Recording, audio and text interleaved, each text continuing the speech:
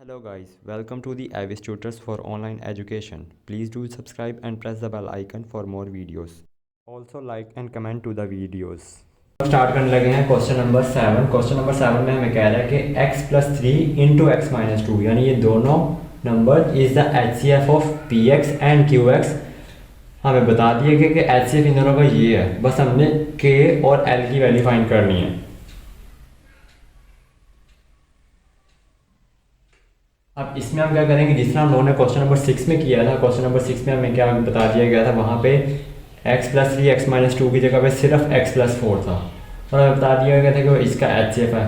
तो वहीं उसी मेथड से हम लोग इस क्वेश्चन को भी करेंगे, बस इसमें थोड़ा सा एक दो स्टेप एक्स्ट्रा होने हैं। उसके लिए क्या है, अगर हम बता दिया गया कि ये दोनों इसका HCF है तो हम ये लिख सकते हैं कि if x plus 3 x minus two is HCF of px and qx। अगर ये दोनों के HCF हैं then x प्लस 3 और x माइनस टू जो है will be factors of px and qx।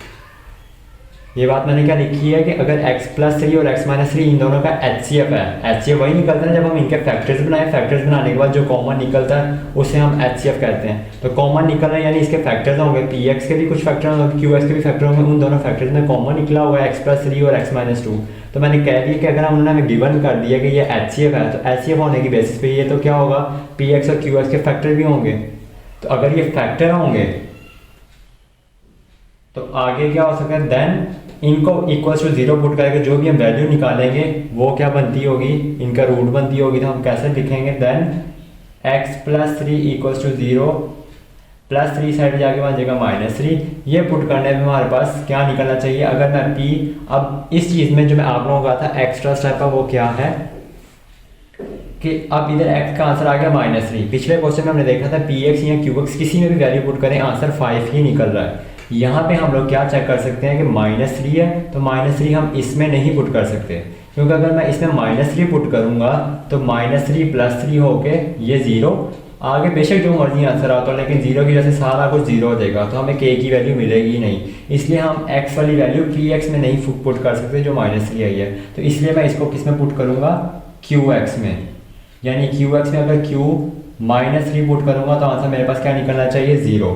तो मैं वो पुट करके देख लेता हूँ। जब qx है, qx में आके माइनस 3 पुट करता हूँ तो x की जगह पे आ जाएगा माइनस 3, साइड पे माइनस 2, बड़ी ब्रैकेट लगा लेता हूँ 3, आगे x स्क्वायर है यानी माइनस 3 का स्क्वायर प्लस 7 ब्रैकेट के अंदर माइनस 3 और आगे माइनस l इक्वल्स टू 0। यहाँ से माइनस 3 और माइनस 2 क्या बन जाएगा, माइनस 5।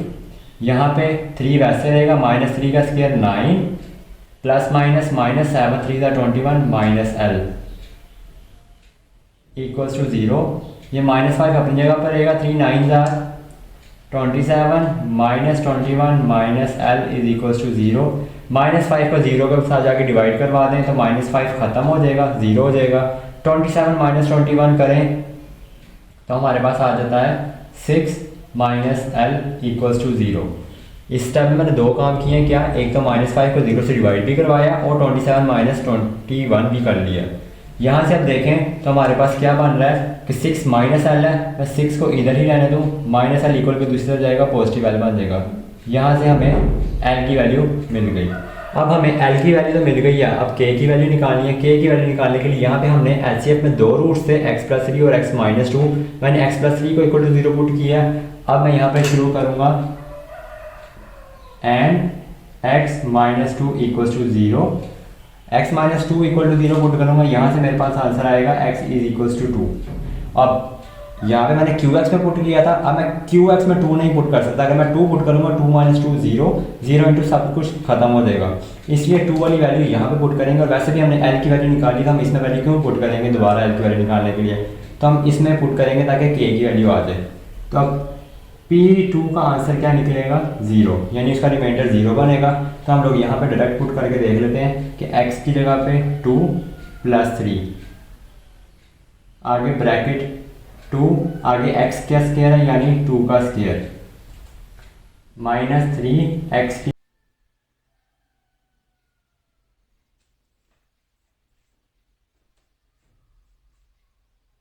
की जगह पे 2 प्लस के इक्वल्स टू 0। 2 प्लस 3 हमारे पास बन जाएगा 5, ब्रैकेट वहीं पे 2 का स्क्वायर 4 माइनस 3 2 6 प्लस के इक्वल्स टू 0।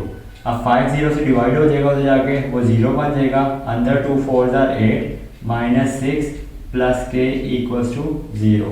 8 माइनस 6 करेंगे तो हमारे पास आ जाएगा 2 प्लस के इक्वल्स टू 0। 2 वहीं पर रहने दो, के वहीं पर रहने देंगे, प्लस 2 इक्वल को दूसरी तरफ चल जाएगा, बन जाएगा जाके -2। इस तरह हमारे पास के और एल के दोनों के आंसर निकल आए। क्वेश्चन नंबर 8 में हमें कह रहा है कि LCM and HCF of p x and q x are ये एंड ये रिस्पेक्टिवली। मतलब एलसीएम और एचसीएफ पी एक्स और क्यू एक्स का ये और ये है, यानी रिस्पेक्टिवली आगे लिख दिया। मतलब एलसीएम पहला वाला पहली टर्म, एचसीएफ सेकंड टर्म पे, तो सेकंड टर्म एचसीएफ है। अब कह रहा है अगर हमारे पास पी एक्स ये है तो क्यू एक्स फाइंड करो। अब ये फाइंड करने के लिए सबसे पहले हमें एक रिलेशन का पता होना चाहिए। रिलेशन हमारे पास क्या होता है कि H C F multiply LCM is equals to p x multiply q x होता है। अब यहाँ पे हमारे पास एलसीएम और एचसीएफ दोनों हैं। एचसीएफ हमारे पास क्या है, ये x plus 1 into x square plus 1।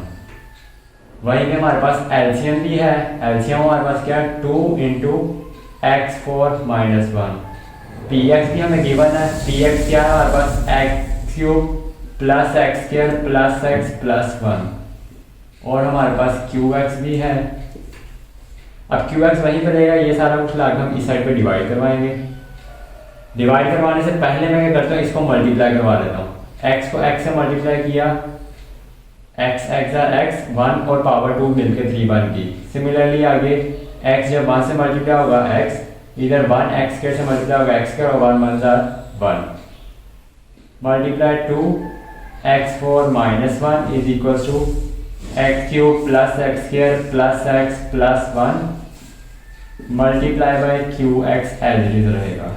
अब अगर हम नोट करें तो हमारे पास अगर लिखा हुआ है a इंटू बी और इधर लिखा हुआ है a इंटू सी, हम डायरेक्ट कटिंग कर सकते हैं इक्वल के दोनों साइड्स पे, क्योंकि यहाँ पे भी मल्टीप्लाई हो रहा है, यहाँ पे मल्टीप्लाई हो रहा है। इस साइड से हम इसको ला के इधर रखेंगे तो डिवाइड होगा, फिर भी कटिंग होगी। इसको उधर ले जाए तो डिवाइड होगा, तो भी कटिंग होगी। इसलिए वो हमारे पास नजर आ रहा है x cube plus x square plus x plus 1, x cube plus x square plus x plus 1, यानी दोनों वैल्यू सेम है। तो ये वैल्यू ये वाली वैल्यू से कट जाएगी। यहाँ पे हमारे पास खाली बच जाएगा 2x4 माइनस 1, उस साइड पे बच जाएगा क्यूब एक्स। तो ये आंसर हमारे पास आ गया।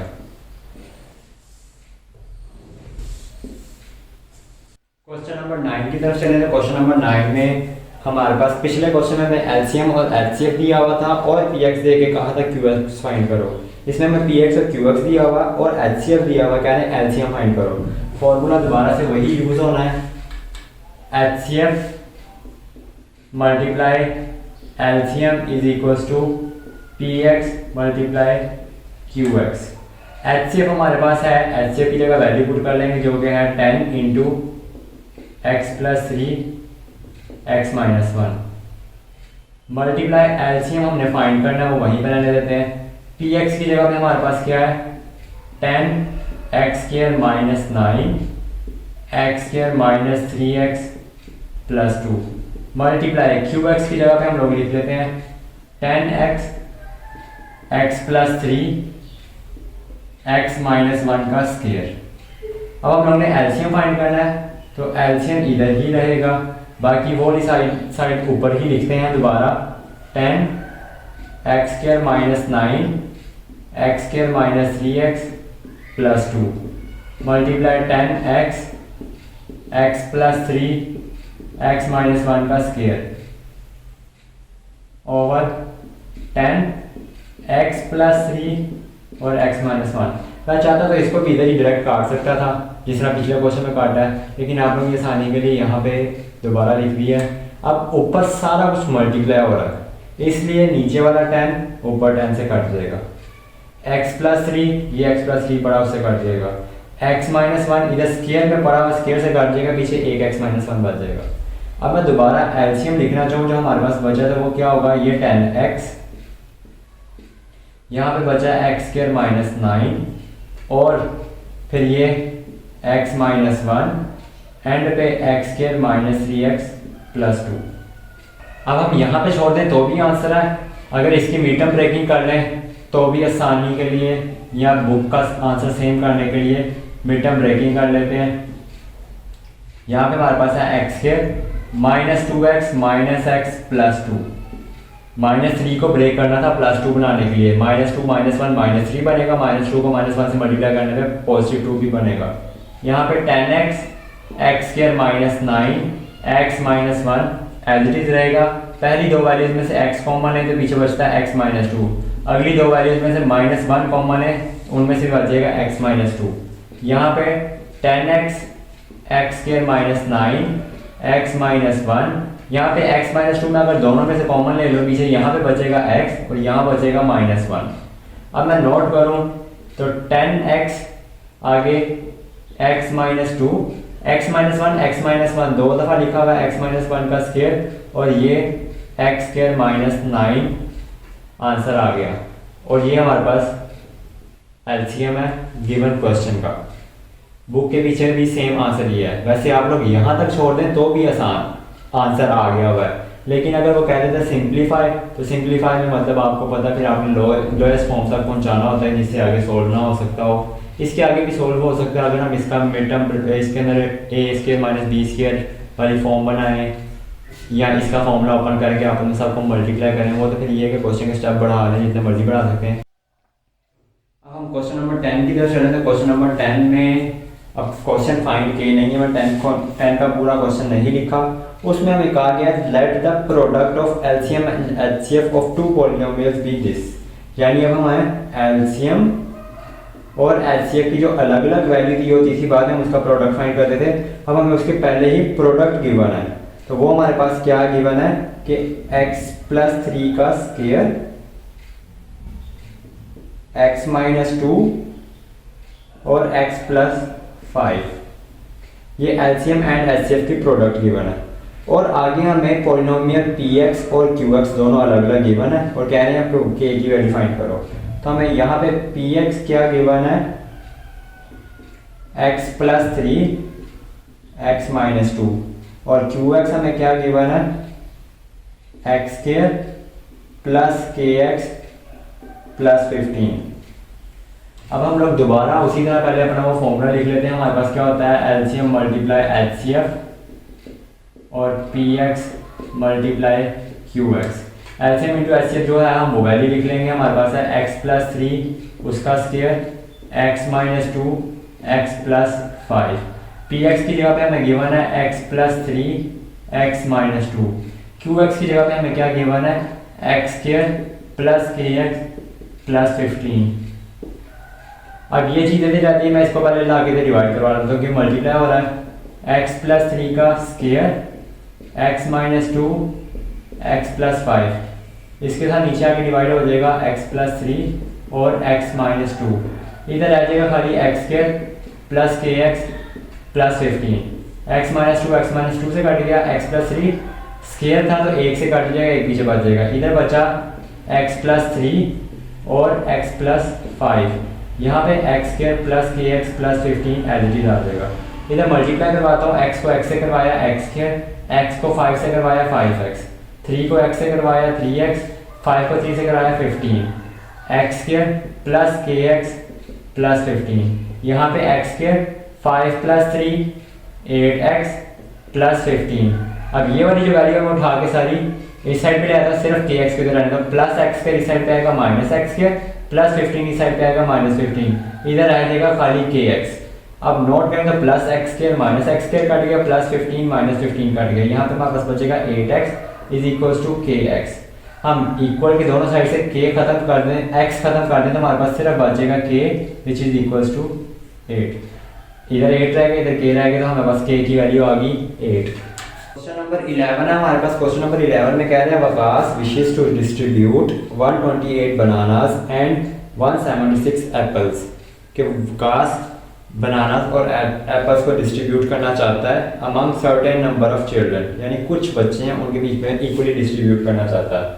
Find the highest number of children who can get fruits in this way, यानी कहने हाईएस्ट नंबर बताओ वो कि जिसमें बच्चों को बराबर डिस्ट्रीब्यूशन हो जाए। तो इससे हमें सबसे पहले समझ आ गया कि क्वेश्चन क्या है HCF का, क्योंकि हमने कॉमन चीज़ें जो दोनों सबको बराबर आए वो निकाल के बताना है।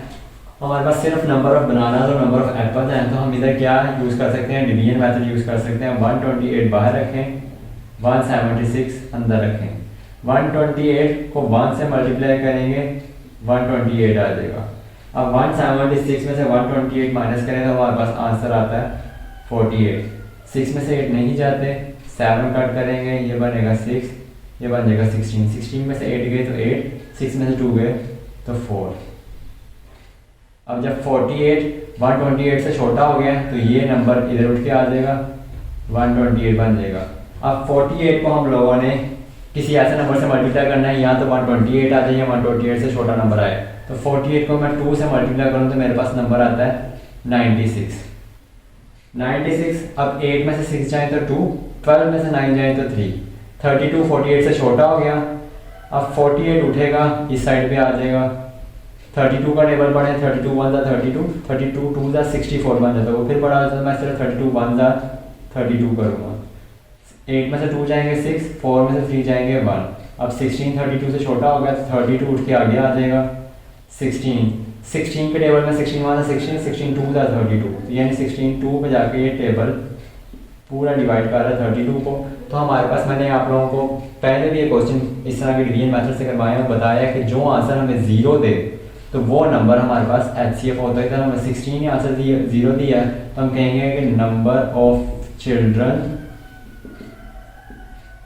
क्या आएंगे हमारे पास 16, जिनको सेम मेथड के मुताबिक डिस्ट्रीब्यूशन ऑफ बनाना फ्रूट्स मिल जाएगी।